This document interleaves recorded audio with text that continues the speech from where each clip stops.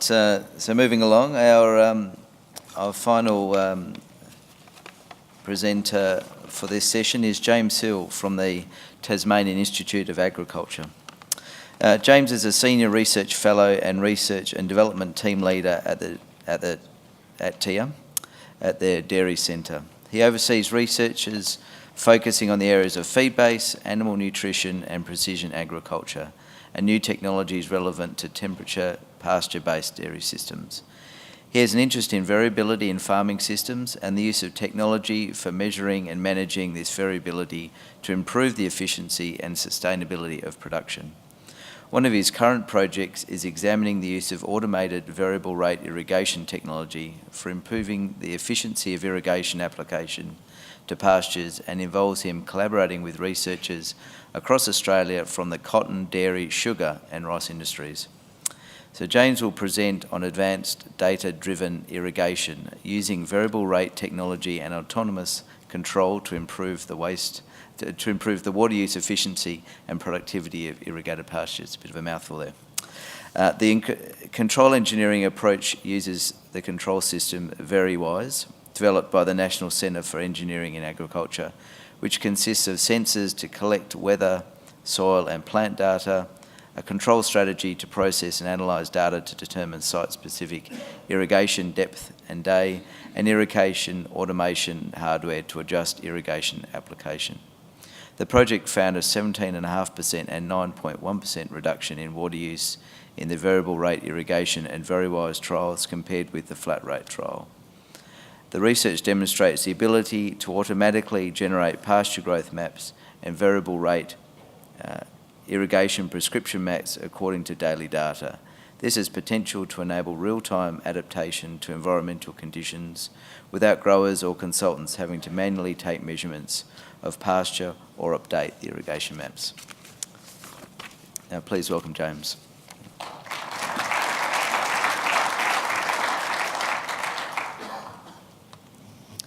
Thank you very much, and it's a pleasure to be here. Thanks for the opportunity. It was interesting listening to that last presentation around collaboration.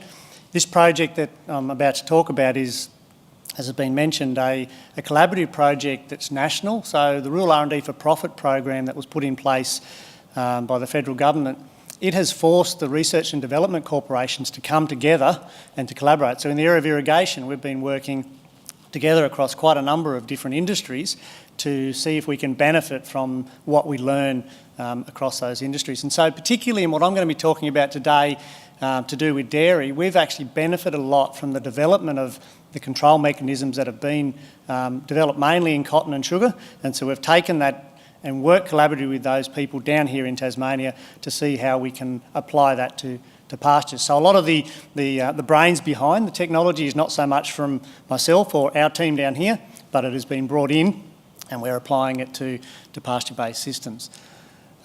Just a little bit of a roadmap as to where I'll go in this talk. I'll give you a little bit of context around the project here in Tassie. Think a little bit about the power of data. We've been obviously presented with the use of sensors and the collection of data, and I want to think a little bit about that and the opportunities to learn from that.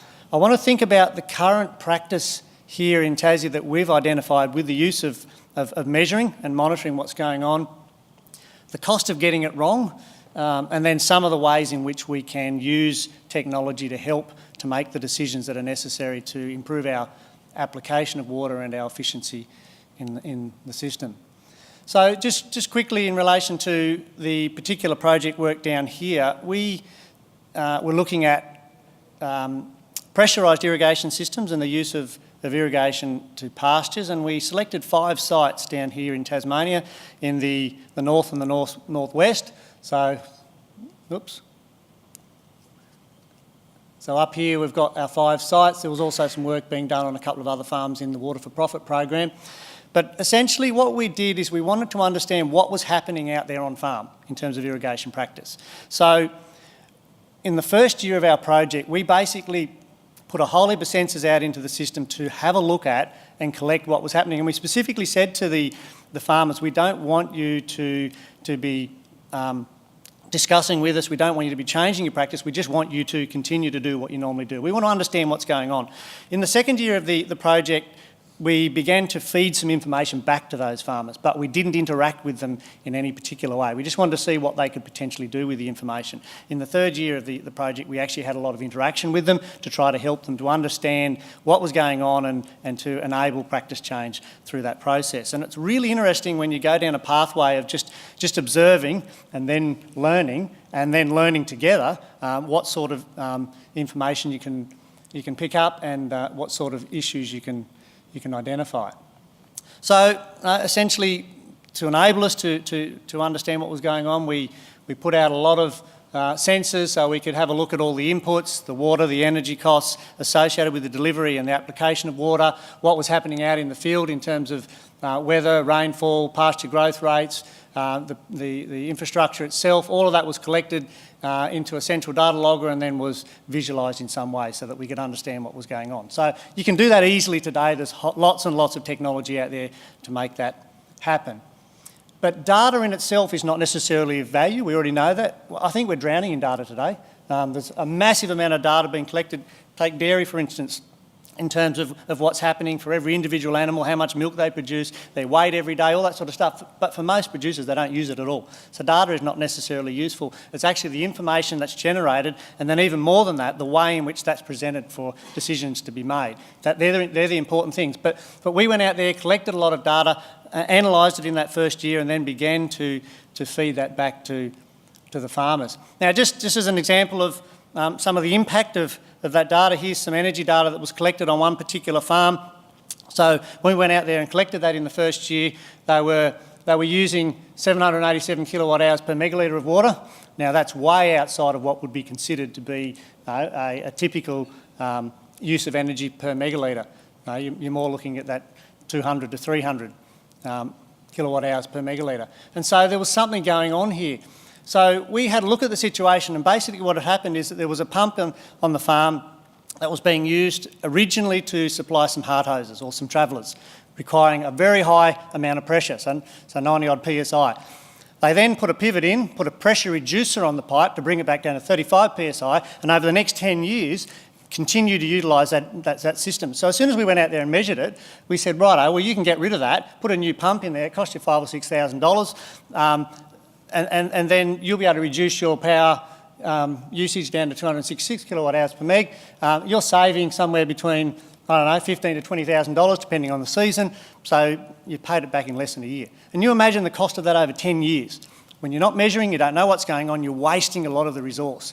And that's not, while that one is probably at the high end of things, it's not atypical. Across the 5 farms that we measured, 3 of those farms had systems that were inappropriate in terms of their energy use and could significantly save money. So simple message, powerful message, measure, you'll be able to manage it, you can save yourself a lot of money. We also repurposed the old pump because they're only using a single traveller, and so we're able to save them some money there as well as having a new pump in the system.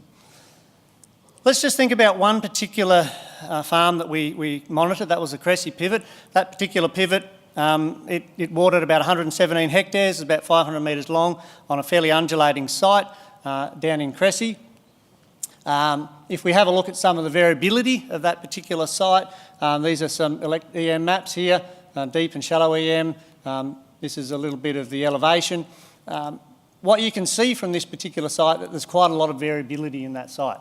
So how are we going to be able to manage that site in terms of our application of water?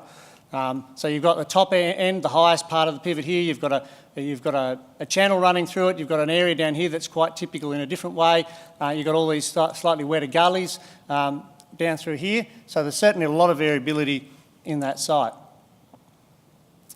If we have a look at the soils, because obviously when we apply water, we've got to understand how that water is going to infiltrate into the soils and what that's going to mean in terms of our pasture growth. If we think about the soils, we went and dug a number of different pits in those different areas that were identified under the EM map. And what you can see is that right up near the top of the pivot, we identified that our roots for pastures were going down to about 40 centimetres. When we had a look in the middle of the pivot in some of the gullies, we had roots that were going down to about 30 centimetres, and it was a lot wetter in that particular area. There was a lot of not just application of water going on, but there was a lot of sidewards movement of water into those areas. When we went down to that bottom red area, there was a lot of ironstone. There was a very shallow rooting system. We only had roots down about 15 centimetres. So very different. How do we manage that variability? If we think of the amount of readily available water that we have for that grass to grow, typically in these soils we hold about 19 millimetres in a 30 centimetre depth, which is your typical rooting zone for pastures. So if we think about that figure of 19 mils and we have a look at our rooting depth zones, basically we range from anywhere from about 25 millimetres of readily available water down to about 9.5 millimetres of readily available water.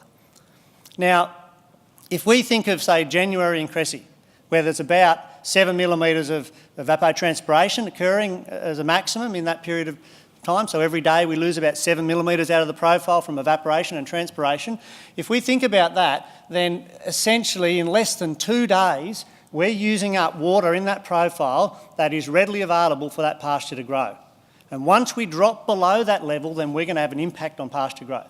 So up here at the top of the pivot, we can probably get away with 3.5 days before we have to replace that and fill the bucket. So think about readily available water as the bucket that's there that has water that the roots of the grass can extract. That's about the amount that we have available to us before we start to impact pasture growth rates. If we look at that pivot as a whole, if this area down here is quite large, then we need to be seeing this as the most restrictive part of the pivot. So we need to actually be watering to this restriction, which means that we've got to be watering in less than 2 days and getting back to there. Okay, so that has an impact on the application in this particular situation. We need to understand that, and the problem is a lot of farmers don't, and they're not necessarily watering in their scheduling to achieve what is appropriate, and we'll certainly see that.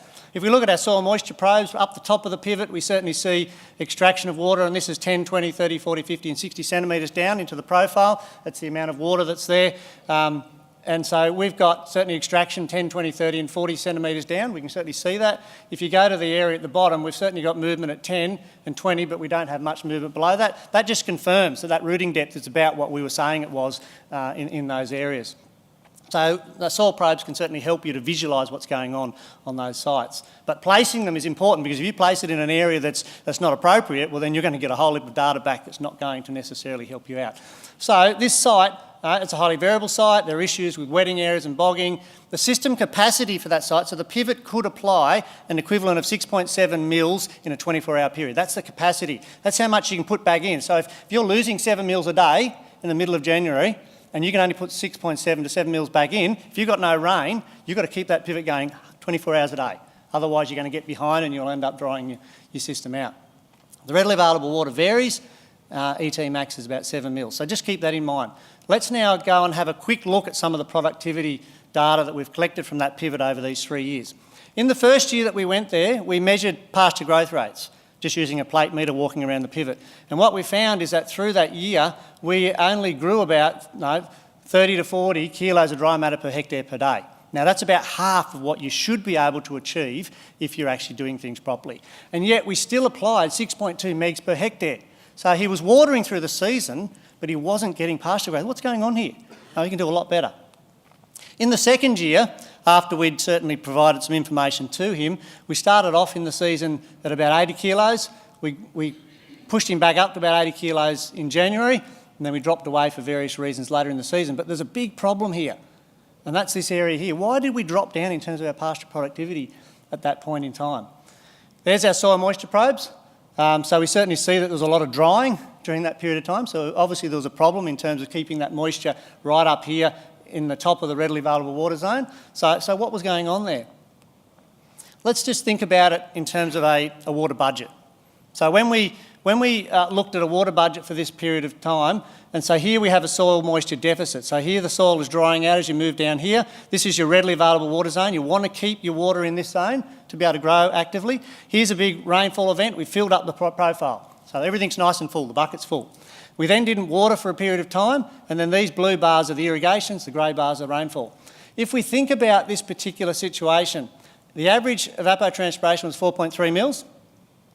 That means that we needed about 198 millimetres through that period of time to be able to say we've put enough water, irrigation and rainfall into the system. We actually received 191 mils between our watering and our rainfall. So it's not too bad in terms of the actual amount of water going into the system. But what's the problem here? What you'll notice is there's a problem at this point here and at this point here. What we've done is after a rain event, we've said, oh, there's plenty of water in the system. We haven't watered for a period of time. We've suddenly realised it's getting dry. We start to water. We water all the way through here, all the way through here. What is happening to the soil deficit? The amount of moisture that is in the soil for that plant to grow. It's dropped down to here. We've watered up, we've watered down. But where is the value of that soil moisture? Even though we're watering and continually watering, it's way down below the refill line. It's not in that readily available zone. And so as a result of that, you can go watering, and I've called it the green drought, that's what we've labelled it. Farmers will go and turn their pivot on and they'll see that the grass is green, they'll feel comfortable about it, but the reality is they're not getting their pasture growth. So if you look at the pasture growth rate, started off at 83, dropped down to 43, even though they're putting all this water in the system, and only at the end as we started to really lift it again, with some rainfall events on top of irrigation, we started to get our pasture growth rates going back again. So a really clear message. Don't just think because you're watering you're achieving what you need to achieve. You've got to understand what that system is doing. And so in the final year, we certainly had over 100 kilos of dry matter, and then on average, we were over 60 odd kilos right through the season. And if we actually have a look at that data over those 3 years, our average growth rates at 34 in the first year, by the last year was 69 kilos on average through the season, and our gross production water use went from 0.74 to 1.65.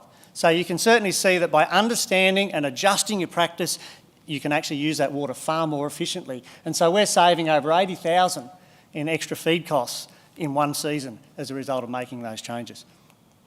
So the farmer's saying we're putting water where it needs to go, we're using less power to do it, and we're growing more grass. So certainly that was beneficial. The summary of the important messages: the power of data, measuring to manage, beware of the green drought, keep that bucket topped up, poor watering costs a lot of money. But how did we go about achieving that? Because the problem on a site like that is that there's a lot of issues with wet areas and bogging, and people who use pivots know that you get wheel rut problems.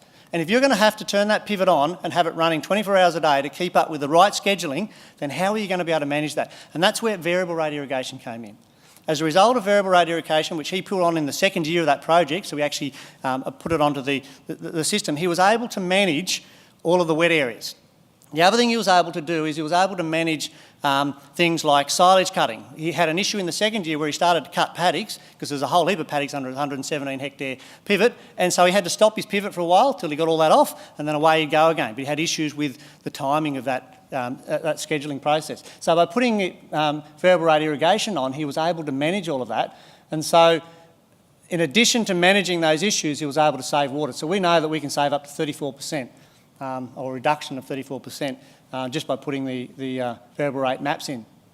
And here's an example of where you're very wet and become bogging, can cause you to stop by actually drying it out, by turning off certain areas of the pivot using variable rate irrigation. We could manage that, and we could also manage things just by turning certain paddocks off but keeping the irrigation going. VRI is certainly very important and useful for that. But one of the problems with VRI is that you've got to be able to produce a map that represents the variability and enables you to be able to manage it. And that's not easy. You start with some EM maps to get the underlying variability of the soils. You might use a bit of landscape change stuff to be able to get the effect of topography. You then have to go out and identify your laneways and your waterways and other areas you want to turn off completely, and then overlay that on top. And then eventually you might get a prescription map. That's not that easy necessarily. You've got to get experts to come in and do it. And then the other complication is that it all changes during the season. So you've actually got to change that map during the season. You can't use the same map all the way through. You've dried out your wet areas, then it's just using evapotranspiration, so you have to adjust. So how can you do that easily? That's where some of these automation technologies come in. So we've been doing some work with the NCA where essentially we're developing variable rate irrigation prescription maps from a number of things. Firstly, infield weather, soil and pasture growth sensors that are in the system, collecting information about what's happening, sending that all off through to the cloud where it's optimised using different crop models, and then producing a prescription map and then sending that in an automated way back into the pivot, so that on a daily basis that map is being updated so that when you go to turn that pivot on, it is applying what is required based on the information that's coming back to it. So one of the issues was being able to collect growth rate data automatically rather than someone going out there and doing it. So we've set cameras up on the pivots, and those cameras send information through. They give you information about the leaf length and the number of leaves. That then is correlated with with pasture height and biomass. So we've done some work where we've measured it and then we've compared that with and correlated it through to our image work, and that's giving us that automated data that we need to be able to feed into that system. And so then we've been able to send that information back to the pivots, and we're comparing at the moment, and we'll do it over the next couple of years as well, the prescription maps that are automatically generated with some of our flat rate maps and some of the base stuff. So that's certainly where we're working at the moment. Just to finish with some spatial measurement work that we're doing. Obviously, if you have a soil sensor in the soil, you can only get one point source of data. So the issue with that is that if you put that sensor in the wrong spot, you'll get a whole heap of rubbish. The other thing is that it's not representative of what's happening across the whole field. So spatial measurement of soil moisture is certainly something we really need in these systems. And so we've been doing work with L-band radiometers, so microwave technology, where we're collecting information across these fields at various levels, from a buggy, from handheld and from planes, and obviously you can get that data from satellites as well. And we're starting to get to the point where we can get maps that show us the variability in soil moisture. The problem is the depth of it is probably only down to 10 or 15 centimetres at this point. We need to get that a little bit deeper to be able to make it useful. But there is work going on overseas in Canada where they're putting these systems onto the pivots and giving you a map as the pivot goes around so that you can actually get a spatial map of soil moisture, which then is much better for use in terms with the variable rate technology compared with what we currently have. So that's technology that is being developed at this point in time. And I reckon that's probably enough. I've heard the bell.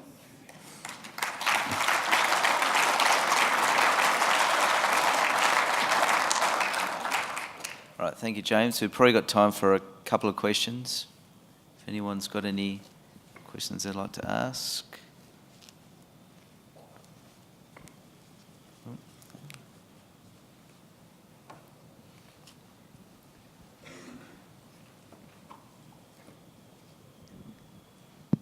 Should probably ask this back in the office, but how widely do you think this could be accepted? Like, is cost a barrier? Or what do you think is the barrier for uptake of this, or is there just lack of awareness? Or So you're talking about, say, some of this technology, like the variable rate technology and so forth. People can perceive there to be a cost issue with it because I think variable rate technology is about $800 a hectare to be able to retrospectively put it onto your systems. But when you look at, and we've done some work looking at the actual return on investment of that technology, if you were to get, say, a 1 tonne per hectare improvement, in addition to, say, a 20 to 30% reduction in water, you pay that investment back in less than 3 years. Now, in the case of Cressy, he was paying it back in less than a year. I mean, he got over those 3 years, he probably got about 5 or 6 tonne increase. The key is, have you got an increase in productivity? So if you save water and you take that water from your licence and apply it somewhere else and grow more grass, all of that is increased productivity. And you only have to get 1 tonne, which is quite easy. So the argument is that if variable rate technology can help you to put your pivot on and keep your scheduling right by enabling you not to stop at the wrong time, then you're going to get that investment paid back within a year or two. So it's a matter of whether you've got the variability and the management requirements to need it. And so you need to look at it from a specific situation, but certainly the technology can be quickly paid back.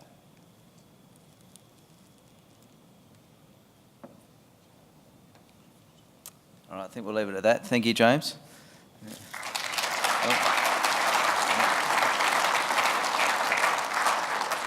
All right, we'll now move into our time of trade exhibitor product pitches. So realising we're a bit behind time, so if you guys can sort of get down the front and sort of quick turnaround between you. So first up, we've got Netco, who are going to be providing some information on their products. So as they're coming down, as Nathan's coming down, just remind you about there's the opportunity to vote for your favourite product pitch, and they'll all be tallied up at the end of the day and announced.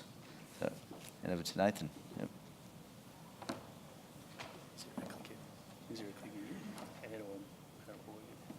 green forward.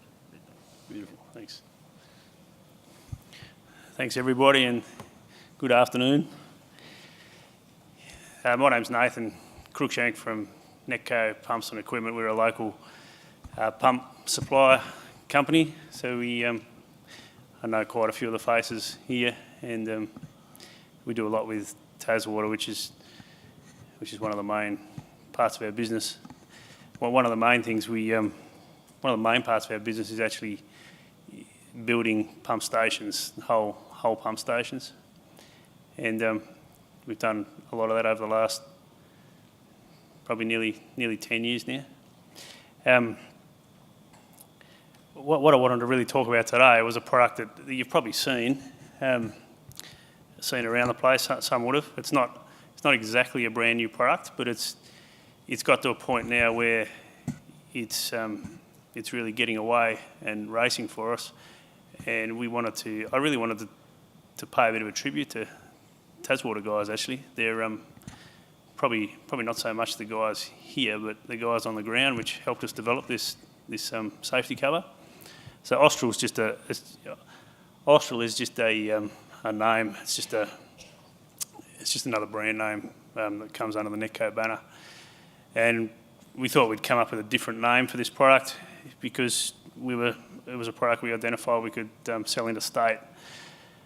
So this product came out of a discussion we had with some Taswater operators back in 2014, where we'd built a pump station, and like we quite often do, we got the operators out on site for a bit of training and a bit of a debrief, asked them what they thought, asked them for their candid feedback. Said, well, what can you see about this station that you think we could improve? What do you like about it? What don't you like about it? Bit of a start, stop, keep kind of exercise. And one of the things that they were really focused on was the aluminium access cover. And we'd put a competitor's, when I say a competitor, they're a competitor now, they weren't then, they were just a supplier. But they're a supplier that it was actually in the spec, the cover was in the spec. And they said, look, we don't like this cover. And I said, we thought this was the latest and greatest, what's the problem with it? And what they explained to us was all the problems. They went right through it and showed us the issues. Now, just to give you a quick overview, what this cover is it's a aluminium access cover. It has a fall arrestor built in underneath it, and that fall arrestor folds up into a four-sided barricade to protect the operators from the void. So it's a safety product, but a product that we use on just about every pump station now. The things that they pointed out to us was, as you can see there, the extrusion around the edge. A lot of the safety covers up until then were being cast into situ, which is fine, but when it comes to either replacing them or wanting to make a bigger void or getting damaged and having to replace them or whatever, it was difficult. So we actually designed a profile that was nearly flush mount, but that would drop in from the top. So it's actually been engineered so it can just drop straight in afterwards. The advantage of that is for the manufacturer of the pump station too, that they can get all their precast done with just a void. They don't need to have the lid before they cast a slab. The other thing was that a lot of covers had proprietary opening keys, and they said that including that one. Sorry, everyone's getting hungry, understand. So they said, we just want something that we can just put our lock in. So that was the next step. The next one was the barrier around this one that we'd put in. It folded up all over the top of each other, and it blocked a lot of the light out and was very hard to see into the well when the fall arrestor was in place. It also made it very difficult to get to instruments. So we spaced the grates out so they would let enough light in, as well as being a fall arrestor, but you could also get even items such as a float switch out through the void. They're fully aluminium construction with all stainless steel parts, and we've put the separating nylon washers in to make sure there's no mix-up of materials. And everything locks up in place. This is the sequence. Have we got one more minute? Oh, sorry about that. I haven't done this very often. Well, look, I hope you have a good lunch. I hope you're not sitting there at lunchtime wondering what the rest of the presentation was about. I'll just play the video which shows how it... Oh, no, it doesn't work, sorry. Sorry, but... Oh, here he goes. This just shows you how it opens up, so the operator can unfold it and then pull it back.